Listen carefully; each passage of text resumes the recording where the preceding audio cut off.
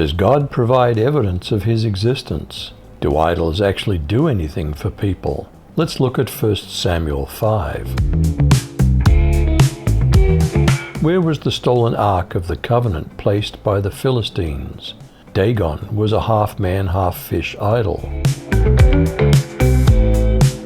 After the Philistines took God's chest, they brought it from Ebenezer to Ashdod. Then the Philistines took God's chest and brought it into Dagon's temple and set it next to Dagon. But when the citizens of Ashdod got up early the next morning, there was Dagon, fallen face down on the ground before the Lord's chest.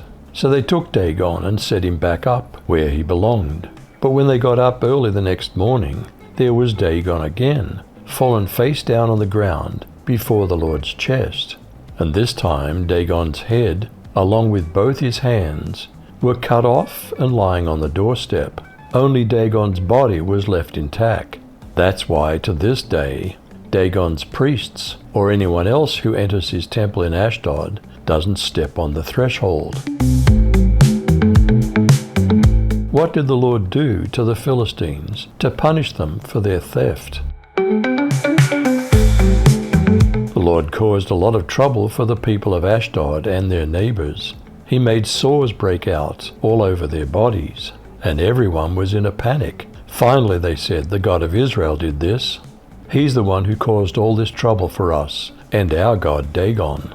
We've got to get rid of this chest. The people of Ashdod invited all the Philistine rulers to come to Ashdod, and they asked them, "What can we do with the sacred chest that belongs to the God of Israel?" "Send it to Gath," the rulers answered. But after they took it there, the Lord made sores break out on everyone in town. The people of Gath were frightened, so they sent the sacred chest to Ekron. But before they could take it through the town gates, the people of Ekron started screaming, "They brought the sacred chest that belongs to the God of Israel. It'll kill us and our families too." What did the Philistines decide to do with the Ark of the Covenant? Is God capable of defending himself? They sent therefore and gathered together all the lords of the Philistines, and said, "Send away the Ark of the God of Israel, and let it return to its own place, that it may not kill us and our people." For there was a deathly panic throughout the whole city. The hand of God was very heavy there. The men who didn't die were struck with tumors, and the cry of the city went up to heaven. Long before a missionary brings the gospel, has God already provided ubiquitous evidence of his existence? Do people still suppress the truth? For God's wrath is revealed from heaven against all godlessness and unrighteousness of people, who by their unrighteousness suppress the truth, since what can be known about God is evident among them, because God has shown it to them.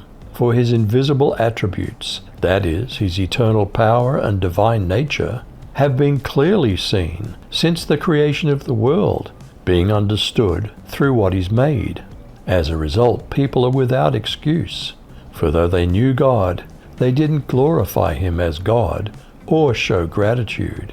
Instead, their thinking became nonsense, and their senseless minds were darkened. Claiming to be wise, they became fools and exchanged the glory of the immortal God for images resembling mortal man, birds, four-footed animals, and reptiles.